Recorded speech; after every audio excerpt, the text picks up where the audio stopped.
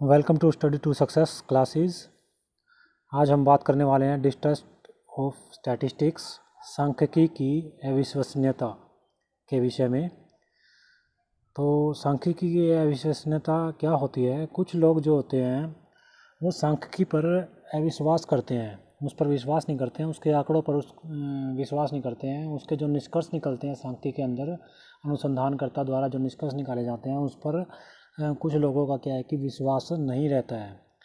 तो ये क्या होती है, ये सांख्यिकी अविश्वसनीयता कहलाती है। तो इसमें क्या होता है कि सांख्यिकी पर अविश्वास के संबंध में निम्नलिखित कथन कहे जाते हैं। वो कथन कौन से हो सकते हैं? जैसे कि नंबर 1 जो कथन हम कह सकते हैं वो है सांख्यिकी झूठ का इंद्रधनुष है। तो कुछ जो मैथमेटिशियन हुए या स्टैटिस्टिशियन हुए हैं उन्होंने भी सांख्यिकी की जो विश्वसनीयता है उसके ऊपर सवाल उठाए हैं। तो जैसे पहला जैसे यही था ना कि सांख्यिकी झूठ का इंद्रधनुष है। उसके बाद सेकंड है सांख्यिकी झूठ के तंतु है। कोई कहता है कि सांख्यिकी क्या है? झूठ के तंतु है। मतलब इसके अंदर क्या है कि काफ़ी ज़्यादा मात्रा में क्या है कि झूठे आंकड़े क्या है कि पेश किए जा सकते हैं, उनके ऊपर निष्कर्ष निकाला जा सकता है। उसी तरीके से तीसरा है सांख्यिकी कुछ भी सिद्ध कर सकती है, यानी कि गलत या सही वो सिद्ध कर सकती है, क्योंकि वो सारे के सांख्यिकी किस पे डिपेंड करती है? आंकड़ों के ऊपर डिपेंड करती है, और आंकड़े गलत भी हो सकते हैं। इस कारण से निष्कर्ष भी गलत ही आएंगे। सांख्यिकी कुछ भी सिद्ध नहीं कर सकती है। तो ये भी कई कहते हैं लोग कि सांख्यिकी कुछ भी जो है सिद्ध करने में क्या है असफल रहती है। उसके बाद जो पांचवा पॉइंट हम लेंगे वो है सांख्यिकी गीली मिट्टी के समान है, जिससे आप देवता या शैतान जो भी इच्छा हो बना सकते हैं। मतलब कि क्योंकि ये जो स्टैटिस्टिक्स है वो डिपेंड करती है डेटाज के ऊपर, आंकड़ों के ऊपर, और आंकड़ों को अगर गलत या सही हम करते हैं तो उसके अकॉर्डिंग क्या होगा, वो एक गीली मिट्टी के अकॉर्डिंग है आंकड़े। तो फिर उससे जो भी आप बनाना चाहे निष्कर्ष, जैसा भी आप निकालना चाहे वैसा निष्कर्ष उससे निकल सकता है। मतलब कि देवता या शैतान जो है गीली मिट्टी को बनाया जा सकता है। तो ये इसमें अविश्वसनीयता का कारण है, डिस्ट्रस्ट का इसमें कारण है। उसके बाद छठा कारण जैसे कि डिजराइली एक मैथमेटिशियन स्टैटिस्टिशियन हुए हैं, तो इन्होंने भी क्या कहा है कि डिजराइली नाम के जो अर्थशास्त्री हैं, तो यह तक कहा है कि झूठ के 3 प्रकार हैं। एक झूठ है, एक सफ़ेद झूठ है, तथा तीसरा क्या है? सांख्यिकी। मतलब इसमें सांख्यिकी को पूरी तरीके से डिजराइली ने क्या कर दिया है? झूठा साबित कर दिया है या बोल दिया है। तो इस तरीके से क्या है कि सांख्यिकी के ऊपर कुछ लोग क्या है कि विश्वास नहीं कर पाते हैं। तो इस तरीके के तथ्य निकल के सामने आते हैं। अब हम आगे देखेंगे कि सांख्यिकी पे विश्वास करने के अविश्वास करने के क्या मुख्य कारण हैं। तो जैसा कि हम देख रहे हैं यहाँ पे सांख्यिकी के प्रति अविश्वास के क्या है यहाँ पे मुख्य कारण यह है। वो कारण कौन से हैं कि अधिकतर लोग आंकड़ों पर सहज विश्वास कर लेते हैं, इसलिए कुछ व्यक्ति इस पर विश्वास का फ़ायदा उठाने के लिए क्या करते हैं, मतलब जो अनुसंधानकर्ता होते हैं वो फ़ायदा उठाने के लिए क्या करते हैं? विश्वास का आंकड़ों का गलत प्रयोग करते हैं, और वह गलत क्या है कि निष्कर्ष निकालकर जनता को गुमराह करते हैं। तो इस तरीके से क्या है कि जब आंकड़े गलत ले लिए जाते हैं अनुसंधानकर्ता के द्वारा, तो उस पर जो निष्कर्ष होते हैं वो भी गलत ही आएंगे। लेकिन क्या है कि जो लोग होते हैं उस पर जो आंकड़े होते हैं उनके ऊपर डायरेक्ट विश्वास कर लेते हैं, सीधा विश्वास कर लेते हैं, उस पर सहज तरीके से सरल रूप से उस पर विश्वास कर लेते हैं, क्योंकि वो अनुसंधानकर्ता ने इकट्ठे किए होते हैं।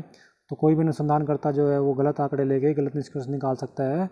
तो इससे क्या है कि काफ़ी ज़्यादा जो जिस भी विषय के ऊपर जो आंकड़े इकट्ठे किए गए हैं, अगर निष्कर्ष गलत आता है तो क्या है कि वो काफ़ी नुकसानदायक हो सकता है, उसमें काफ़ी हानि उठानी पड़ सकती है, वो किसी भी क्षेत्र से संबंधित हो सकता है। तो इस कारण से सांख्यिकी के ऊपर अविश्वास हमेशा क्या रहता है? बना रहता है।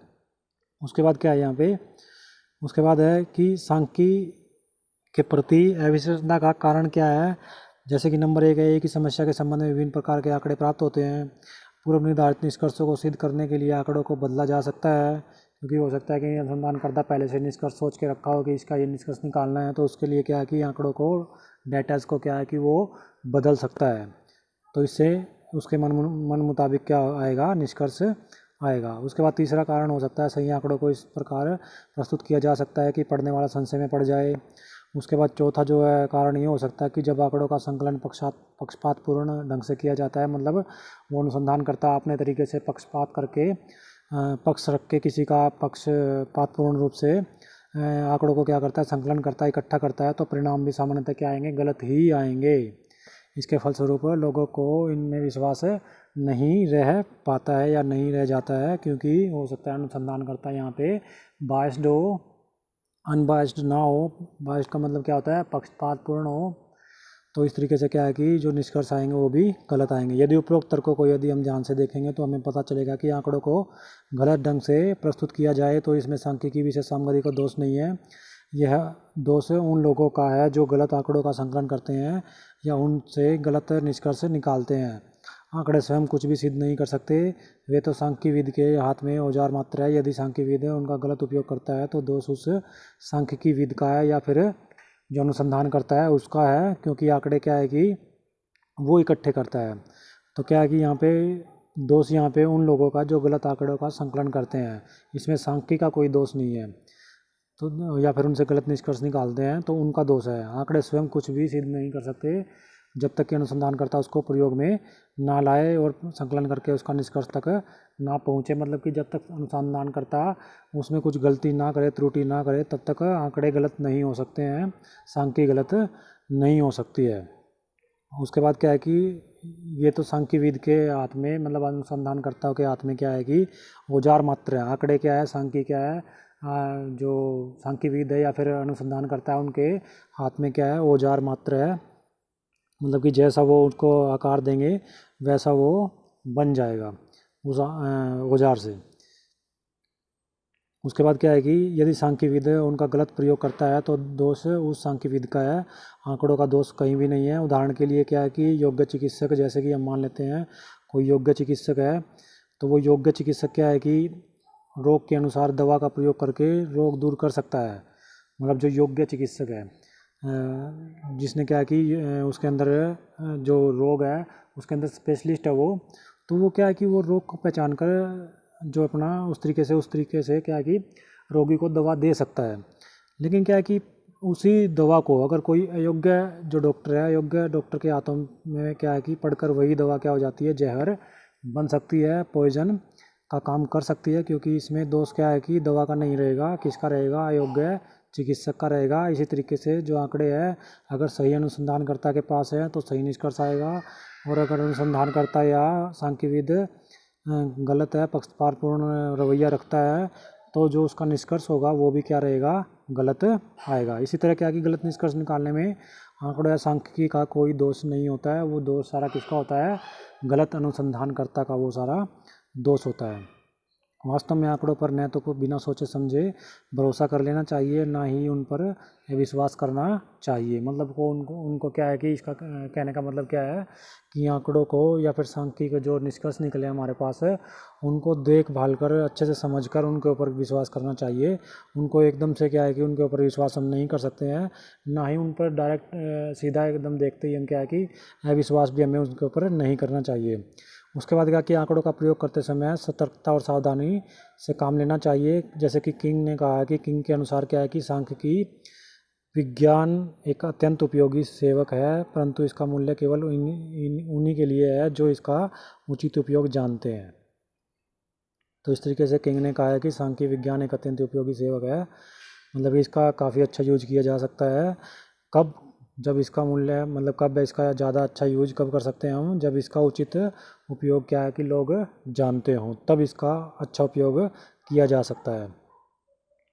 उसके बाद क्या है कि सांख्यिकी के प्रति अविश्वास कैसे दूर किया जाए वो हम देख लेते हैं।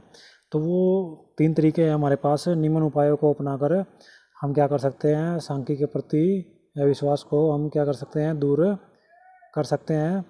तो पहला क्या है, सांख्यिकी में सीमाओं का क्या रखना, ध्यान रखना। पहला हमारा सांख्यिकी में सीमाओं को ध्यान में रखना। तो सांख्यिकी का प्रयोग करते समय सांख्यिकी की सीमाओं को ध्यान में रखना चाहिए। जैसे आंकड़ों का एक रूप तथा सजातीय होना चाहिए। मतलब कि जो आंकड़े, सजातीय मतलब होता है होमोजेनियस, समरूप। समरूप मतलब जैसा सभी आंकड़े क्या होने चाहिए, बराबर होने चाहिए, एक जैसे दिखते हुए होने चाहिए। तो उसकी वो एक सीमा है, उसको जब हम आंकड़ों का संकलन करते हैं और निष्कर्ष तक पहुंचते हैं, तो हमें इस सीमा का ज़रूर ध्यान रखना चाहिए कि आंकड़े क्या होने चाहिए, समजातीय होने चाहिए, सजातीय होने चाहिए, समरूप होने चाहिए, होमोजीनियस होने चाहिए। ये इम्पोर्टेंट इसकी क्या एक सीमा है सांख्यिकी की।